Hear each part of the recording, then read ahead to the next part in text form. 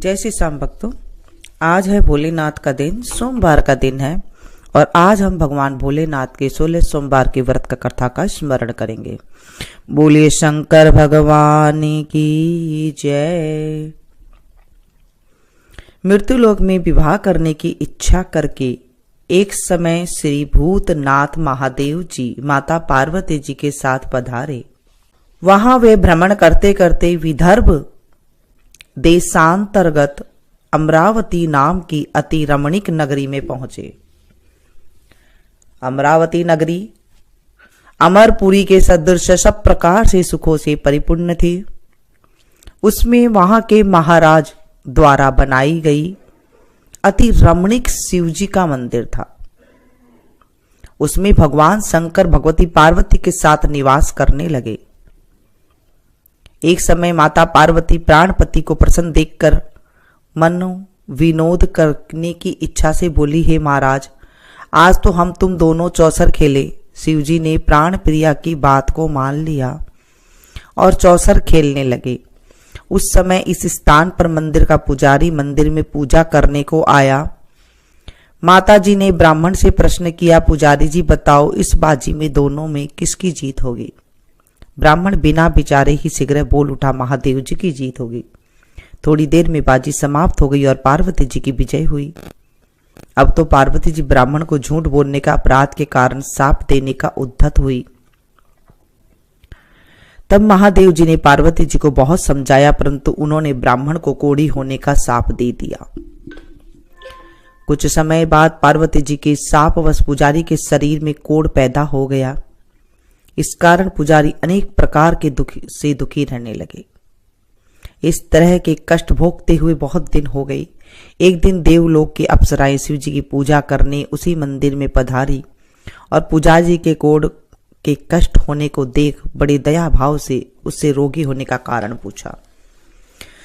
पुजारी जी ने संकोच सब बातें उनसे कह दी। वे अप्सराएं बोली, हे पुजारी, अब तुम अधिक दुखी मत होना, भगवान शिव जी तुम्हारे कष्ट को दूर कर देंगे। तुम सब व्रतों में श्रेष्ठ 16 सोमवार के व्रत भक्ति भाव से करो। पुजारी अप्सराओं से हाथ जोड़कर विनम्र भाव से 16 सोमवार व्रत की विधि पूछने लगा। अप्सराएं बोली, जिस दिन सोमवार हो उस दिन भक्ति के साथ व्रत करे, स्वच्छ वस्त्र पहने, आधा सिर गेहूं का आटा ले, उसके 3 अंगा बनावे और घी गुड़ दीप नैवेद्य पुंगी फल बेलपत्र जनेऊ जोड़ा चंदन अक्षत पुष्पादि के द्वारा प्रदोष काल में भगवान शंकर की विधि से पूजन करे। तत्पश्चात 3 अंगों में से एक शिवजी को अर्पण करे, बाकी 2 शिवजी की प्रसादी समझकर उपस्थित जनों में बांट दे और आप भी प्रसाद ले। इस विधि से 16 सोमवार का व्रत करे। तत्पश्चात 17वें सोमवार के दिन पाव से पवित्र गेहूं के आटे की बाटी बनाए, तदनुसार घी और गुड़ मिलाकर चूरमा बनाए और शिवजी को भोग लगाकर उपस्थित भक्तों में बांटे। पीछे आप सब कुटुंब प्रसादी ले और भगवान शिवजी की कृपा से उसके मनोरथ पूर्ण हो जाते हैं। ऐसा कहकर अप्सराएं स्वर्ग को चली गई। ब्राह्मण ने यथा विधि 16 सोमवार पर व्रत किया तथा भगवान शिवजी की कृपा से रोग मुक्त होकर आनंद से रहने लगे। कुछ दिन बाद जब शिवजी और पार्वती उस मंदिर में पधारे, तब ब्राह्मण को निरोग देख पार्वती ने ब्राह्मण से रोग मुक्त होने का कारण पूछा तो ब्राह्मण ने 16 सोमवार व्रत कथा कह सुनाई। तब तो पार्वती जी ने अति प्रसन्न हो ब्राह्मण से व्रत की विधि पूछकर व्रत करने को तैयार हुई। व्रत करने के बाद उनकी मनोकामना पूर्ण हुई तथा उनके रूठे हुए पुत्र स्वामी कार्तिकेय स्वयं माता के आज्ञाकारी हुए। परंतु कार्तिकेय जी ने भी अपने यह विचार परिवर्तन का रहस्य जानने की इच्छा हुई और माता से बोले, हे माता जी, आपने ऐसा कौन सा उपाय किया जिससे मेरा आपकी और आकर्षित हुआ? तब पार्वती जी बड़ी 16 सोमवार की व्रत कथा उनको सुनाई। स्वामी कार्तिकेय बोले, इस व्रत को मैं भी करूंगा क्योंकि मेरा प्रिय मित्र ब्राह्मण बहुत दुखी दिल से परदेश गया है, हमें उससे मिलने की बहुत इच्छा है। कार्तिकेय जी ने भी इस व्रत को किया और उनका प्रिय मित्र मिल गया।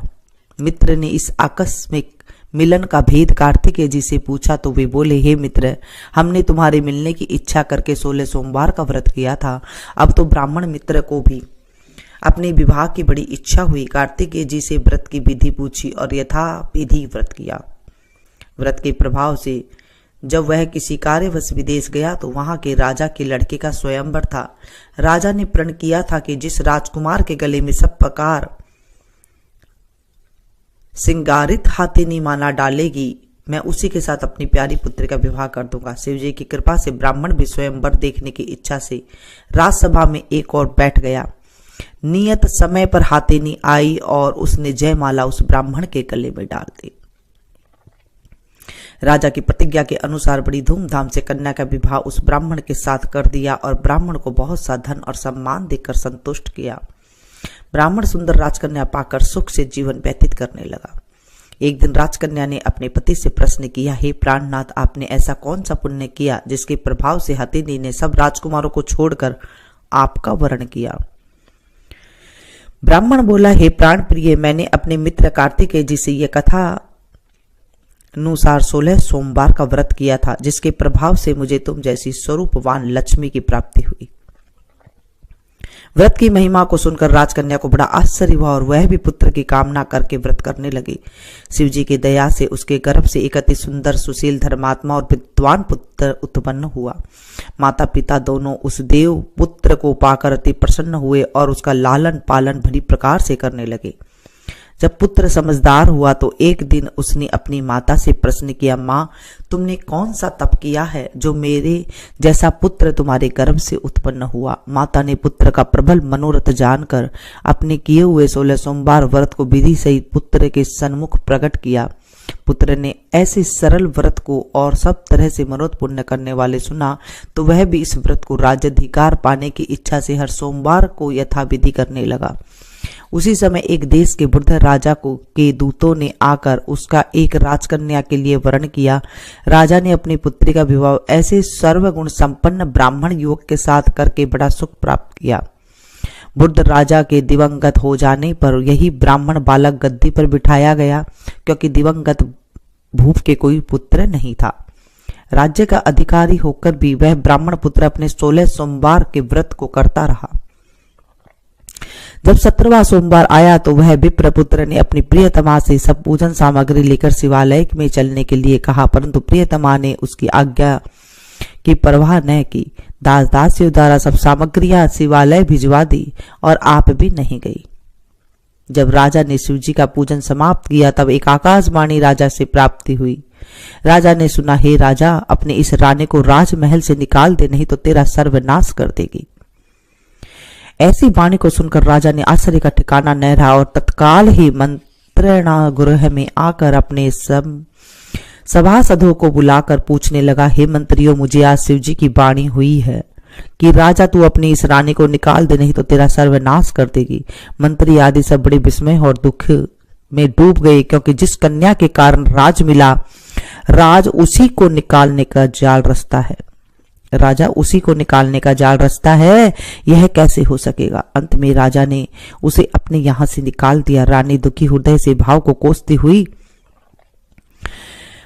कोसती हुई नगर के बाहर हुई। बिना पदात्रण, फटे वस्त्र पहने, भूख से दुखी धीरे धीरे चलकर रानी एक नगर में पहुंची। वहां पर एक बुढ़िया सूत काट कर बेचने को जाती थी। राजा रानी की करुण दशा को देख बुढ़िया बोली, चल तू मेरा सूत बिकवा दे, मैं बुढ़ हूं, भाव नहीं जानती हूं।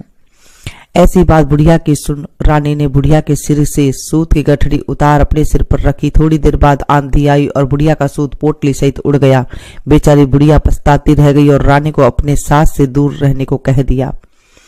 अब रानी एक तेली के घर गई। तेली सब मटके शिवजी के प्रकोप से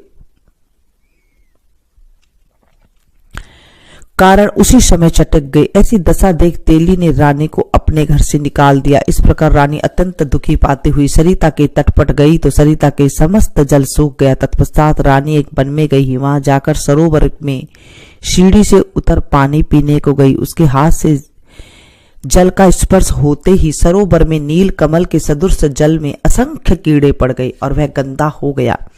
रानी ने भाग्य का दोषारोपण करते हुए उस जल को पान करके पेड़ की शीतल छाया में विश्राम करना चाहा। वह रानी जिस पेड़ के नीचे जाती उस पेड़ के पत्ते तत्काल ही गिरते रहते। वह वन सरोवर जल की ऐसी दशा देखकर गऊ चराते ग्वालों ने अपने गुसाई जी से कहा, जो जंगल में स्थित मंदिर के पुजारी थे। कही गुसाई जी के आदेशानुसार ग्वाले रानी को पकड़कर गुसाई जी के पास ले आए। रानी ने मुख कांति और शरीर शोभा देख गुसाई जी जान गए कि अवश्य ही कोई विधि की गति की मारी कुलीन अबला है। ऐसा सोच पुजारी ने रानी से कहा, पुत्री, मैं तुमको पुत्री के समान रखूंगा, तुम मेरे आश्रम में ही रहो, मैं तुमको किसी प्रकार का कष्ट नहीं होने दूंगा। गुसाई जी के ऐसे वचन सुन रानी को धीरज हुआ और वह आश्रम में रहने लगी। परंतु आश्रम में रानी जो भोजन बनाती उसमें कीड़े पड़ जाते, जल भर के लाती तो उसमें कीड़े पड़ जाते। अब तो गुसाई जी भी दुखी हुआ और रानी से कहा, हे बेटी, तेरे पर कौन से देवता का कोप है जिससे तेरी ऐसी दशा हो गई है। पुजारी की बात सुन रानी ने शिवजी की पूजा करने की न जाने की बात सुनाई तो पुजारी शिवजी महाराज के अनेक प्रकार की स्तुति करते हुए रानी से बोले, पुत्री, तुम सब मनोरथ के पुण्य करने वाले 16 सोमवार का व्रत करो, उसके प्रभाव से अपने कष्ट से मुक्त हो सकोगी। गुसाई जी की बात मानकर रानी ने 16 सोमवार का व्रत को विधिवत संपन्न किया और 17वें सोमवार को पूजन के प्रभाव से राजा के हृदय में विचार उत्पन्न हुआ कि रानी को गए बहुत समय व्यतीत हो गया है, न जाने कहाँ कहाँ भटकती होगी, उसे ढूंढना चाहिए। यह सोच रानी को तलाश करने चारों दिशाओं में दूत भेजे हुए तलाश करते हुए पुजारी के आश्रम में रानी को पाकर पुजारी से रानी को मांगने लगे, परंतु पुजारी ने उनसे मना कर दिया तो दूत चुपचाप लौट गए और आकर महाराज के सन्मुख रानी का पता बतलाने लगे। रानी का पता पाकर राजा स्वयं पुजारी के आश्रम में गए और पुजारी से प्रार्थना करने लगे, महाराज, जो स्त्री आपके आश्रम में रहते हुए मेरी पत्नी है, शिव जी के कोप से मैंने उसको त्याग दिया था, अब इस पर से शिव जी का कोप शांत हो गया, इसलिए मैं इसे लेने आया हूँ, आप इसे मेरे साथ जाने की आज्ञा दे दीजिए। गुसाई जी ने राजा के वचन को सत्य समझकर रानी को राजा के साथ जाने की आज्ञा दे दी। गुसाई की आज्ञा पाकर रानी प्रसन्न होकर राजा के साथ महल में गई। नगर में अनेक प्रकार के बधावे बजने लगे। पंडितों ने विविध वेद मंत्रों का उच्चारण करके अपनी राज रानी का स्वागत किया। ऐसी अवस्था में रानी ने पुनः अपनी राजधानी में प्रवेश किया। महाराजा ने अनेक तरह के ब्राह्मणों को दानादि देकर संतुष्ट किया, याचकों को धन धन धान्य दिया। नगर में स्थान स्थान पर सदा व्रत खुलवाए जहां भूखों को खाने को मिलता था। इस प्रकार से राजा शिवजी की कृपा का पात्र हो राजधानी में रानी के साथ अनेक तरह के सुखों का भोग करते हुए सोमवार का व्रत करने लगे। विधिवत शिव पूजन करते हुए इस लोक में अनेक अनेक सुखों को भोगने के पश्चात शिवपुरी को पधारे। ऐसे ही जो मनुष्य मनसा वाचा कर्मणा भक्ति सहित 16 सोमवार का व्रत पूजन इत्यादि विधिवत करता है, वह इस लोक में समस्त सुखों को भोग कर अंत में शिवपुरी को प्राप्त होता है। यह व्रत सब मनोरथ को पूर्ण करने वाला है। बोलिए शंकर भगवान की जय, देवादिदेव महादेव की जय। जब 16 सोमवार करते हैं तो आधा सेर गेहूं का आटा लेते हैं और उसमें गुड़ मिला करके, 1 पाव गुड़ मिला करके, उसके बाद जो है 3 लड्डू बनाते हैं। उसका पहले आप रोट बना लें और उसके बाद उसके 3 लड्डू बनाएं। 1 लड्डू शंकर जी पे चढ़ाते हैं, 1 लड्डू बांट देते हैं प्रसाद में और 1 लड्डू खुद को खाना होता है। घी की मात्रा बिल्कुल कम रखनी होती है, घी ज्यादा नहीं डालते हैं, 1 चम्मच या 2 चम्मच ही इतना ही इसमें डालते हैं। जब 16 सोमवार आपका पूरा हो जाए, 17वें सोमवार को 5.25 सेर आटे का बनाते हैं, यानी कि गुड़ और गेहूं मिला करके 5.25 सेर होना चाहिए। इतना करके इस आटे का चूरमा बनाते हैं, बना करके रोटी बना करके, और उसके बाद गुड़ के साथ उसे मिला करके थोड़ा सा घी डाल करके बना करके ये चूरमा बनाया जाता है। फिर मंदिर में जैसे चढ़ाते हैं वैसे चढ़ाएं और आपके लिए 1 लड्डू रख लेते हैं और बाकी सारा प्रसाद हर जगह बांट देते हैं। ऐसे इस व्रत का उद्यापन किया जाता है। 17 सोमवार को उद्यापन करते हैं। वैसे तो 16 सोमवार कई चीजों से होता है। मिश्री से करते हैं, दूध से करते हैं, चरनामृत से करते हैं, तुलसी दल से करते हैं, केला से करते हैं, मतलब कई तरीके से ये 16 सोमवार किए जाते हैं। जैसे आपको अच्छा लगे आप वो वाला सोमवार उठा सकते हैं, कर सकते हैं। 16 सोमवार में सिर्फ ये मीठा ही खाना होता है, 1 टाइम खाना होता है। अगर आपने चाय लेते हैं तो सुबह आप चाय ले सकती हैं, उसके साथ अगर आपसे नहीं रहा जाता है तो कुछ बादाम वगैरह भिगो करके जो लेते हैं वो आप ले सकते हैं। शाम को भी आप थोड़ा सा ले सकते हैं, लेकिन नमक नहीं खाना होता है 16 सोमवार में। इस तरह से ये व्रत किया जाता है। जिन लड़कियों की शादी नहीं होती है वो इसलिए भी व्रत रखते हैं, और कोई भी काम ना हो तो उसके लिए भी ये व्रत रखा जाता है। और कथा कहानी कहने के बाद अगर आप व्रत भी नहीं कर सकते हैं तो आप कथा कहानी कर लें। आप लड्डू जैसे आप चढ़ाते हैं वैसे आप चढ़ा सकते हैं, क्योंकि आजकल शरीर ऐसा नहीं है। कई बार बोल देते हैं कि मैं 16 सोमवार करूंगी और उसके बाद फिर करा नहीं जाता है तो दिक्कत पैदा हो जाती है। तो आप इस तरह से कथा कहानी कर लें और आप लड्डू बना करके इस तरह से चढ़ा सकते हैं। उसके बाद आपको जो है आरती करनी चाहिए। चलिए हम आरती करते हैं भगवान भोलेनाथ की। बिल्कुल पुराने जो हमारी आरती है वही आज हम गाएंगे। कर्पूर गौरम करुणावतारम संसार साराम भुजगेन्द्रहारम सदा वसंतम हृदयारविंदे भवं भवानी सहितं नमामि। शीश गंग अर्धंग पार्वती सदा विराजत कैलासी नंदियो भृंगी निरत करत है, नंदियो भृंगी निरत करत है गुण भक्तन शिव के दासी। शीतल मंद सुगंध पवन जहाँ बैठे हैं शिव अविनाशी करत गान गंधर्व सप्त सुर राग रागनी अति गासी। यक्ष रक्ष भैरव जहाँ डोलत बोलत है बन के वासी। कोयल शब्द सुनावत सुंदर भंवर करत है गुंजासी। कल्प द्रुम में अरु पारिजाति तरु लाग रहे हैं लक्ष्यासी। कामधेनु कोटिक जहाँ डोलत करत फिरत है वीक्षासी। सूर्यकांत सम पर्वत शोभित चंद्रकांत भव के वासी।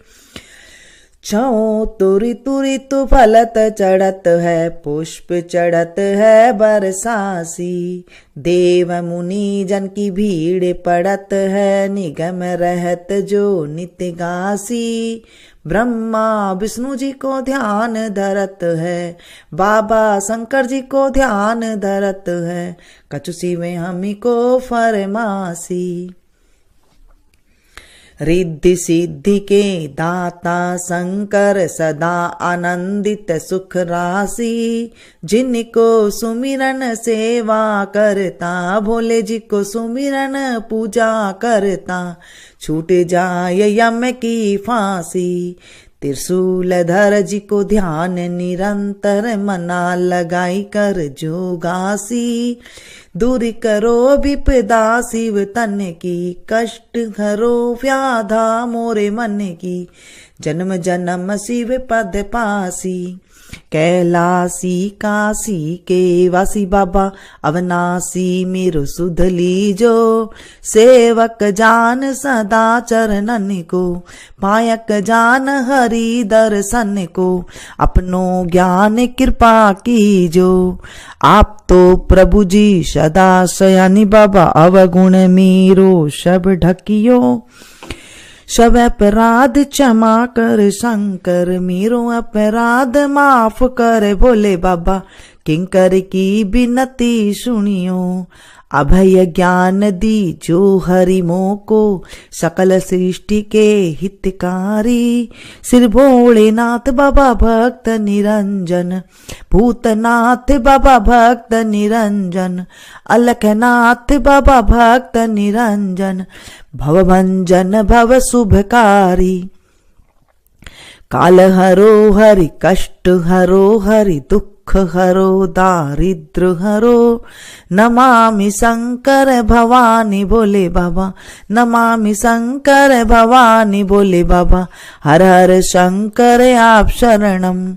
सेवा पूजा बंदगी सभी तुम्हारे हाथ। मैं तो कुछ जानू नहीं तुम जानो रघुनाथ। सिंह चढ़े दुर्गा मिले गरुड़ चढ़े भगवान। बैल चढ़े शिव जी मिले तो पूर्ण होए सब काम। सदा भवानी दायिनी सन्मुख रहत गणेश, पांच देव रक्षा करे ब्रह्मा विष्णु महेश। सांब सदा शिवाय नमः। बोले शंकर भगवान की जय। तमेव माता च पिता तमेव, तमेव बंधु च सखा तमेव, तमेव विद्या द्रविणं तमेव, तमेव सर्वं मम देव देवं। पापहं पापकर्माहं पापात्मा पाप संभवो, त्राहि मां पार्वतीनाथो सर्वपापो हरो हरो, त्राहि मां पार्वतीनाथो सर्वपापो हरो हरो, त्राहि मां पार्वतीनाथो सर्वपापो हरो हरो। सांब सदा शिवाय नमः। बोले शंकर भगवान की जय। आज हमने आरती करी, फिर भगवान से क्षमा ऐसा ना करें, और इसके बाद जो है आप इसे व्रत की इस तरह से आप शुरुआत करें दिन की। इसे आप ज़्यादा से ज़्यादा अपनों के साथ शेयर कीजिएगा, क्योंकि जब हम किसी को कथा सुनाते हैं तो हमारे जीवन में भी जो है बहुत अच्छा लाभ मिलता है। अब हम छोटी सी गणेश जी की कहानी सुनेंगे।